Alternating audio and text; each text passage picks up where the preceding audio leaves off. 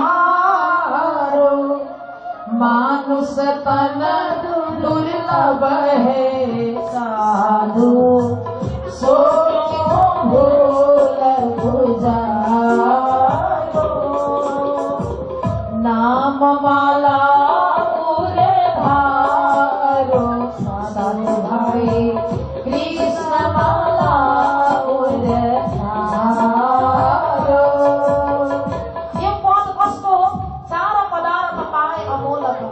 एकजना मुकुन्द दास स्वामी हुनुहुन्थ्यो विजयानन्द सम्प्रदायका एकदमै सर्वाधार सबै भक्तजनका सबै प्राणीका हृदयमा विराजमान हुनुहुने उनै परब्रह्म परमात्माको चरण कमलको स्मरण गर्दै सम्पूर्ण गुरुजनहरूमा गुरुवर्गहरूको चरणको याद गर्दै गर्दै स्मरण गर्दै गर्दै उपस्थित हुनुभएका सद्धर्म प्रेमी भक्त महानुभाव अनि यस कार्यक्रममा समर्पित भएर लाग्नुहुने भक्तजन बाबाहरू आमाहरू दिदी बहिनी प्रत्यक्ष अप्रत्यक्ष संलग्न हुनुहुने भक्तजन अनि दानवीर दानदाता जति पनि यो सहयोगका लागि अथवा कथा श्रवण गर्नका लागि उपस्थित हुनुहुने सबै भक्तजनहरूमा म यो दिउँसोको समयको सबैजनालाई अभिवादन टक्राउँदछु। नमस्कार, अभिवादन, राधे राधे, प्रणाम।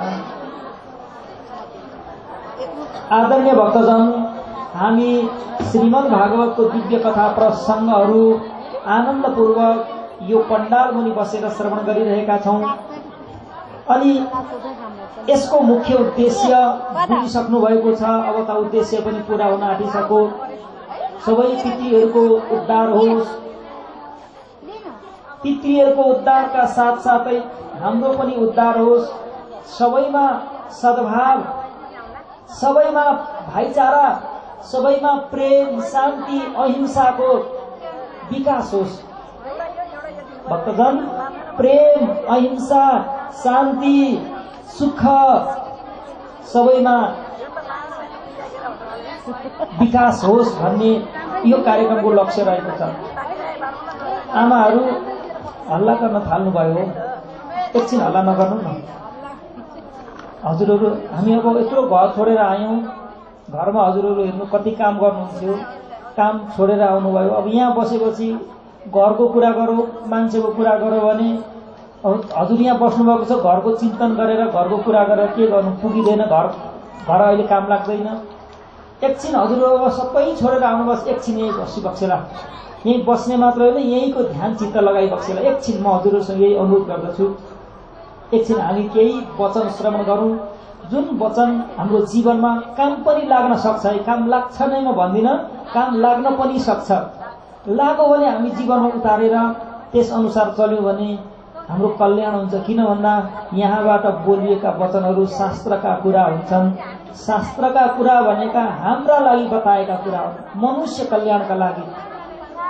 मनुष्य कल्याणका लागि त कुरा हुन्छ भक्तजन, तर त्यो शास्त्रले यस्ता वचन दिएको छ विश्व कल्याणको लागि। त्यसैले यो कार्यक्रम केवल पितृहरूको उद्धार मात्र होइन, आत्मानो मोक्षाय जगतो हिताय पशरसी 14 भवन। यो ज्ञान यसरी, शास्त्रका ज्ञान यसरी फिजिन्छ, सबैजनालाई यसले फाइदा गर्दछ। के भनेको छ भने श्रीमद् भागवतको सुरुमै प्रीति सौनक चित्ते ते ह्यतो वच्मि विचार्य च सर्व सिद्धान्त निष्पन्नम संसार भयनाशनम भक्त्योघ वर्धनम यच्च कृष्ण सन्तोष हेतुकम। यसो छ भक्तजन, प्रश्न गर्नुभएको त्यो सौनकादिक ऋषिहरूले अनि सुतजीले यो गरेको प्रश्न सुनेर नि, सौनकले गरेको प्रश्न सुनेर यति प्रसन्न हुनुभयो। तपाईहरूले गरेको प्रश्न यति युक्तिसङ्गत छ, यति सान्दर्भिक छ। यो प्रश्नको उत्तर सुन्यो भने तपाईँ श्रोताको प्रश्न गर्नेको त आत्मकल्याण हुन्छ, अरू सबैको यसले आत्मकल्याण गरिदिन्छ। यस्तो खालको वचन छ भन्नुहुन्छ। यसैले भक्तजन, आत्माको मोक्ष, पितृ आत्माको मोक्ष मात्र होइन आदरणीय भक्तजन, पितृहरूको मोक्ष हुन्छ।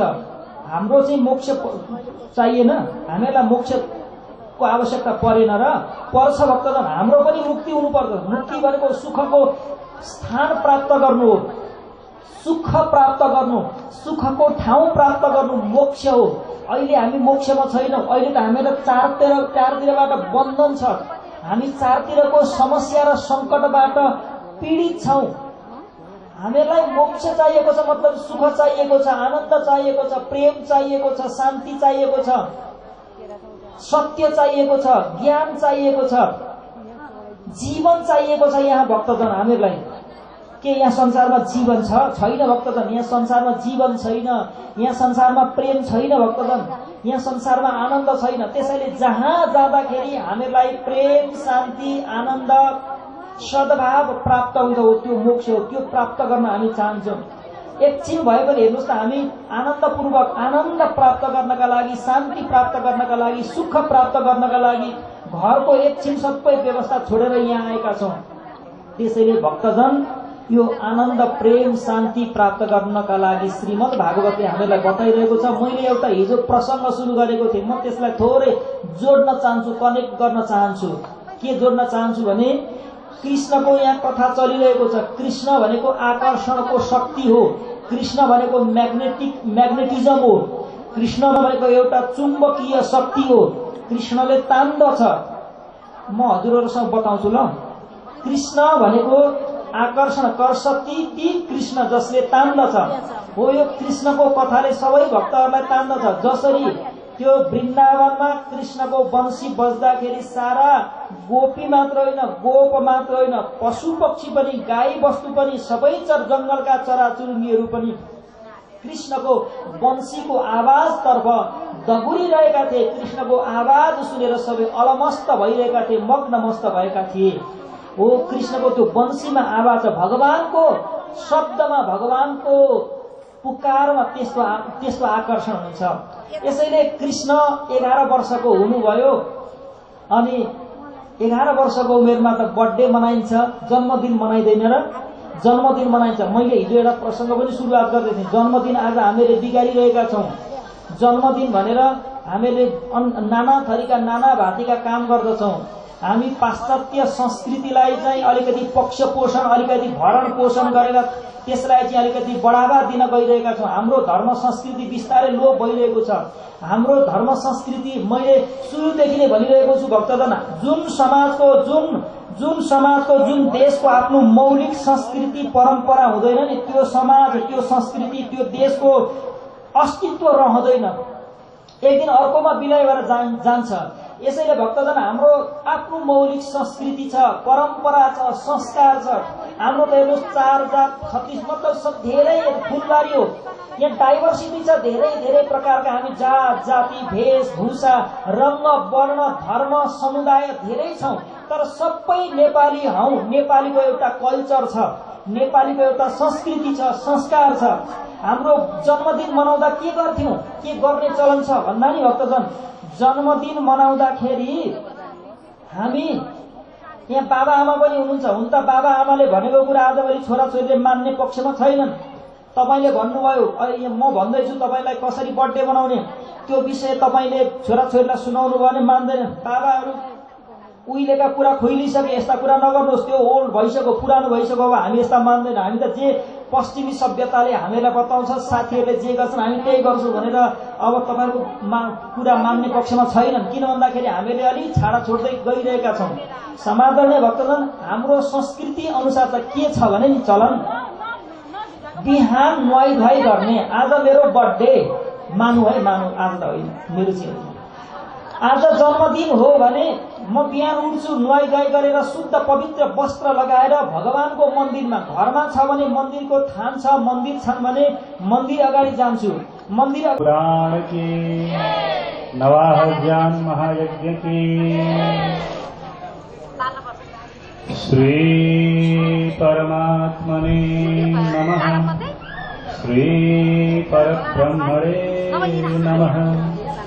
यो ब्रह्माणं विदधाति पूर्वं, यो वै वेदांश्च प्रहिणोति तस्मै ब्रह्मदेवमात्मबुद्धिप्रकाशं मुमुक्षुर्वै शरणमहं प्रपद्ये। श्रीश्यामावरसमारम्भाम् देवचन्द्रं च मध्यमाम् अस्मदाचार्यपर्यन्ताम् वन्दे गुरुपरम्पराम्। अस्मदाचार्यपर्यन्ताम् वन्दे गुरुपरम्पराम्। बोलिए श्रीमद्भागवत महापुराण की। परम मंगलमय परात्पर पर अखिलेश जगन नियंता जगत आधार विश्वात्मा श्री परमात्मा को चरण शरण स्मरण गर्दै यस नवाह ज्ञान महायज्ञ की प्रमुख वाचिका विदुषी माताजी, यस कार्यक्रम संचालक समिति का संपूर्ण पदाधिकारी महानुभावहरू, संगीतकार साथीहरू, टाढा नजिकबाट पाल्नुहुने सम्पूर्ण सद्धर्म प्राण, धर्म शिरोमणि, धर्मध्वज, धर्मानुरागी भक्तवृन्दहरूमा म दिवाकालीन नमन वन्दन गर्न चाहन्छु। सबैलाई प्रणाम। माताजीको मुखारविन्दबाट आजबाट औपचारिक रूपमा हामीले श्रीमद्भागवत कथा श्रवण गर्दै आइरहेका छौं। संगीतमय रूपमा मधुर ध्वनिमा हजुरहरूले कथाको आनन्द लिइरहनु भएको छ र एकछिन मनुष्य शरीर हो, किंचित विश्राम गर्नुपर्छ र माताजीलाई एकछिन विश्राम दिँदै मैले उपव्यासको हैसियतले एकछिन कथा विषयवस्तु अगाडि बढाउँछु र हजुरहरूलाई अगाडि माताहरूले हल्ला नगरिदिनु होला। बडो धैर्य भएर कथा सुनिदिन हुन हार्दिक अनुरोध गर्दछु। श्रीमद्भागवत कथा मंगलाचरण हामीले श्रवण गर्यौं। मंगलाचरणपछि श्रीमद्भागवत कथाको आरम्भ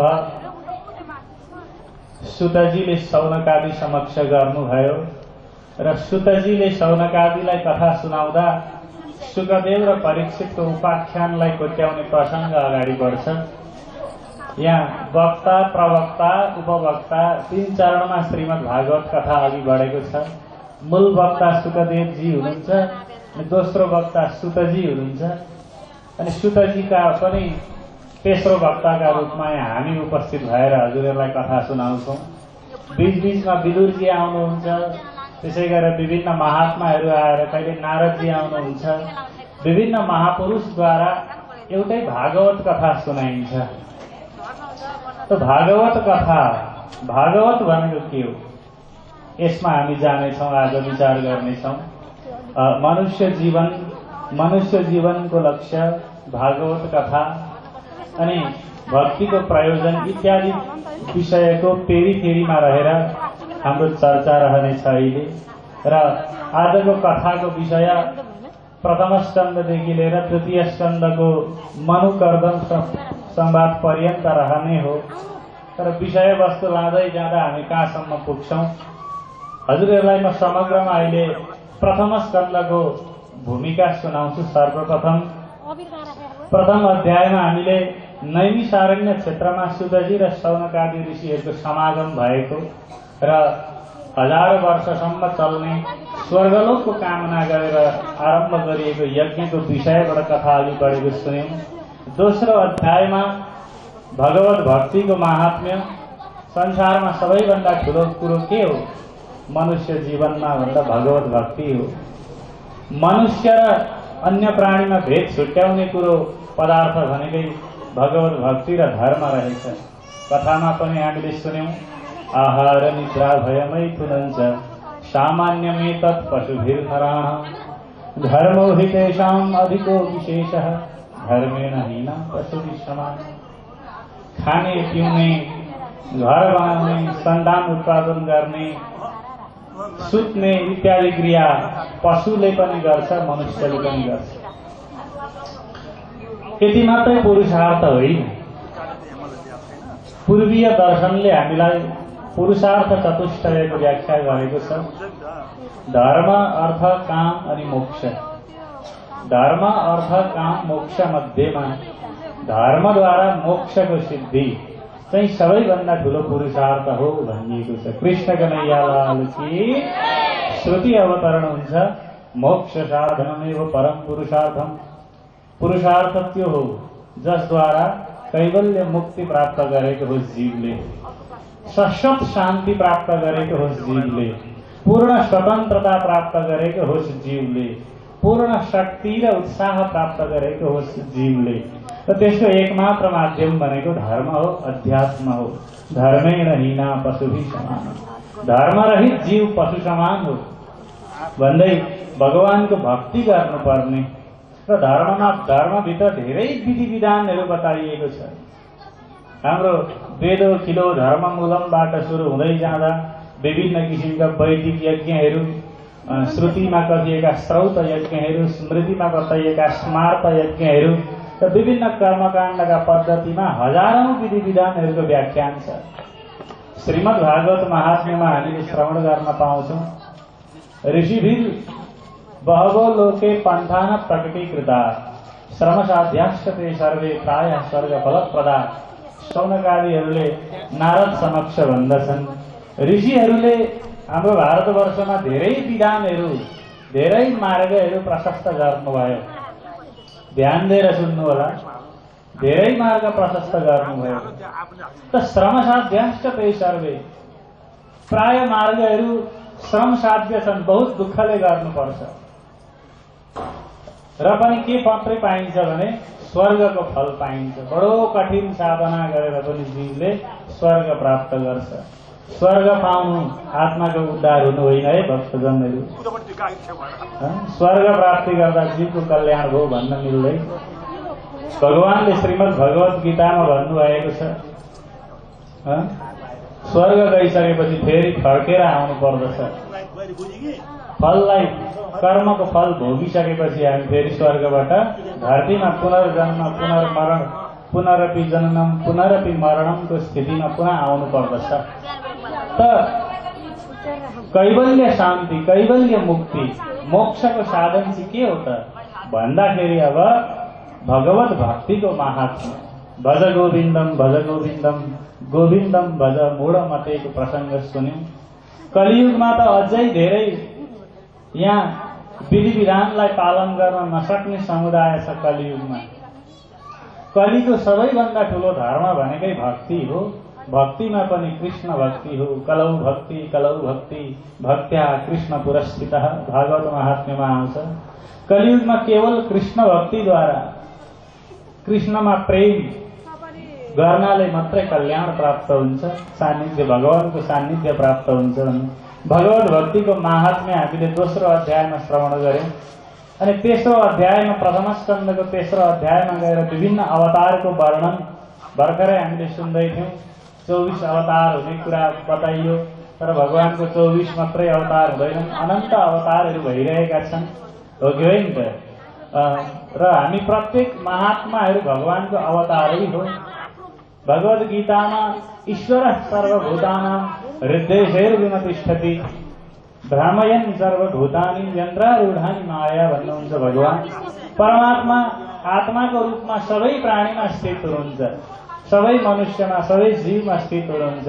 यो अर्थमा हेर्दा सबै मनुष्य जगत, सबै नृजगत नै भगवानको अवतारै हो। तर आफ्नो मूल अवतारमा आउनको लागि विभिन्न बाधा व्यवधानहरू, मायाको आच्छादन रहेको छ जीवमा। भगवान शङ्कराचार्यले भन्नुहुन्छ, वास्तवमा जीव र ब्रह्ममा अभेद सम्बन्ध छ, जीव ब्रह्मैव नापर। तर बीचमा मायाले छेकिएको कारणले गर्दा जीवले ब्रह्मलाई प्राप्त गर्न सक्दैन। जगतमा हामी प्रातिभाषिक सत्यमा जीव अल्मलिन्छ। अलिकति हल्ला कम्ती गरिदिउँ अगाडि माताहरूले। 3 किसिमको सत्य देखिन्छ, वेदान्त परिभाषामा आउँछ। प्रातिभाषिक सत्य छ, व्यवहारिक सत्य, अनि अर्को पारमार्थिक सत्य। प्रातिभाषिक सत्य भनेको कस्तो?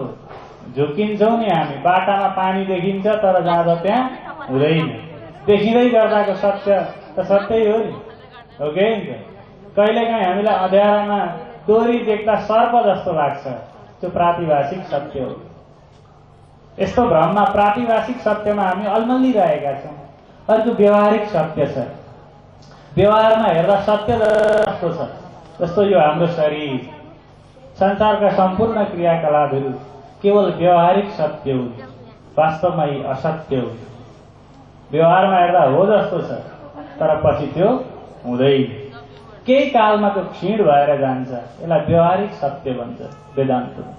अर्को पारमार्थिक सत्य छ, जो नित्य छ, जो अविनाशी छ, जो पूर्ण छ, जो सर्वशक्तिमान छ, जो सर्व चैतन्य युक्त छ, जो सबैभन्दा शक्तिशाली छ, जो सम्पूर्ण चेतनाको केन्द्र हो, त्यो परमात्मा र परमात्माको अंश आत्मा हो। र तपाईँ सम्पूर्ण मनुष्य जगतमा त्यो परमात्माको अंश विद्यमान छ, आत्मा छ। त्यो आत्मा भन्ने पदार्थ चाहिँ वास्तवमा म पदार्थ हो। कृष्ण कन्हैयालाल की। र म र मेरो दुईटा पदार्थमा संसार चलेको छ। मेरो घर, मेरो परिवार, मेरो शरीर। म शरीर त भन्दिनौ नि हामीले, होइन?